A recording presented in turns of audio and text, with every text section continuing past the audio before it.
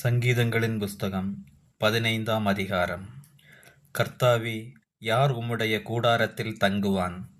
யார் உம்முடைய பரிசுத்த பர்வதத்தில் வாசம் பண்ணுவான்? உத்தமனாய் நடந்து நீதியை நடப்பித்து மனதார சத்தியத்தை பேசுகிறவன் தானே.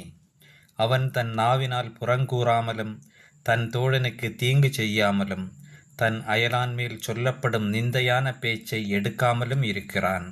ஆகாதவன் அவன் பார்வைக்கு தீழ்ப்பானவன். கர்த்தருக்கு பயந்தவர்களை யோகனம் பண்ணுகிறான். ஆணையிட்டதில் தனக்கு நஷ்டம் வந்தாலும் தவறாதிருக்கிறான்.